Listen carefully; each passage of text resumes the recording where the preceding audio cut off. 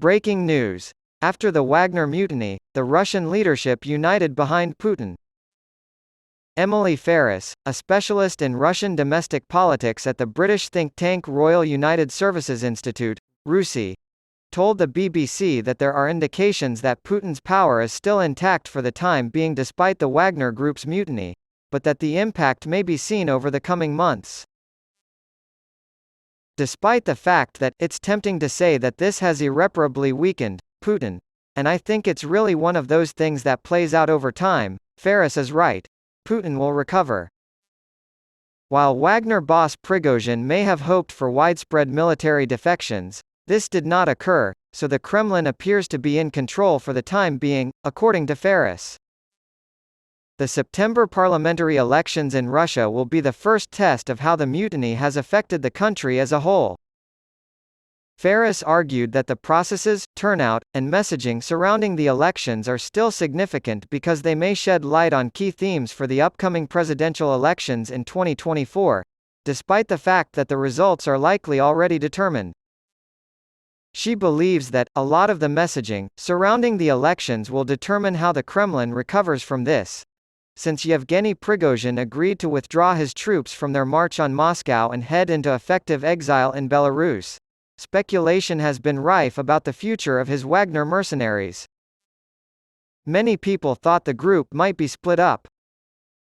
However, the Russian state news agency TASS reports that this is no longer the case, as the group has resumed recruiting new members.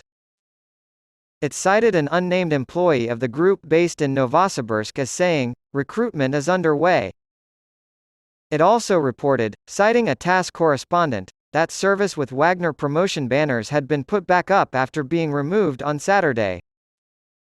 Earlier today, recruitment into Wagner Group, underway, at this moment in time, to go to the Special Operations Zone, read a message on the Telegram channel Wagner Group, which claims to be an official Wagner account.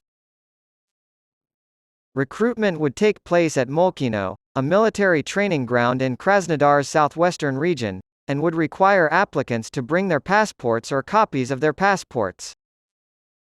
Russia probes Western involvement in Wagner mutiny. Article sharing tools. TASS quotes Russian Foreign Minister Sergei Lavrov as saying that his country is looking into whether or not Western special services had any role in Saturday's mutiny led by Wagner. Lavrov added that this was an internal Russian affair and that the U.S. ambassador gave signals that the U.S. was not involved.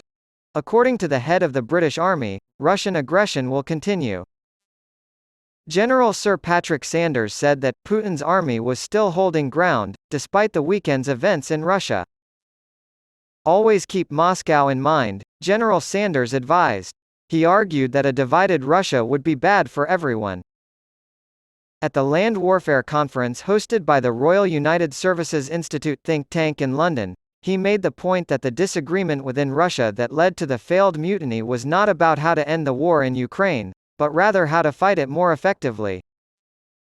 General Sanders has stated that the success of the Ukrainian offensive cannot yet be evaluated.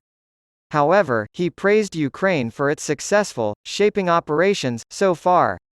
Russian intelligence was aware of which Ukrainian forces had been trained by the British Army, he added, citing intercepted communications. When asked about the Russian threat, General Sanders said, "I believe the Russian threat will remain. We must arm ourselves and be ready." Approximately 130 square kilometers, 50 square miles, of territory has been reclaimed by Ukraine along the southern front line, according to Hanna Maliar, the Deputy Defense Minister of Ukraine.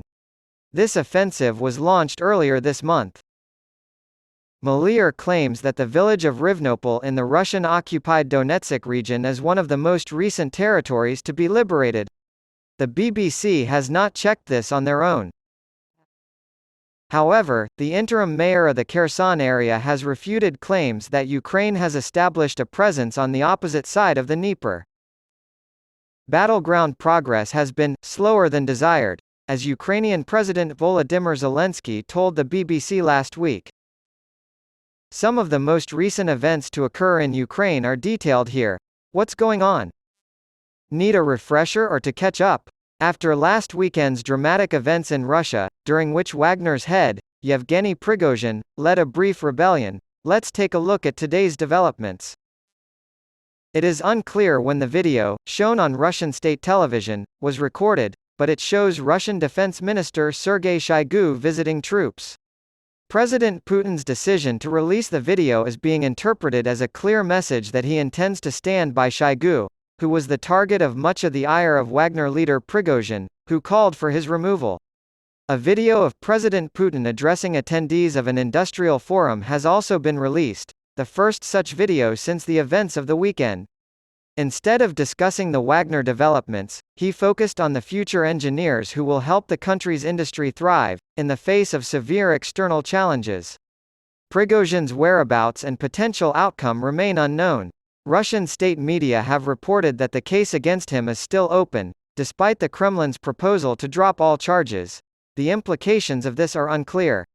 After the mutiny, Russian Prime Minister Mikhail Mishustin said authorities had worked harmoniously to restore order in the country. Mishustin, Putin's early 2020 choice for prime minister, echoed this sentiment, urging the populace to unite around the president.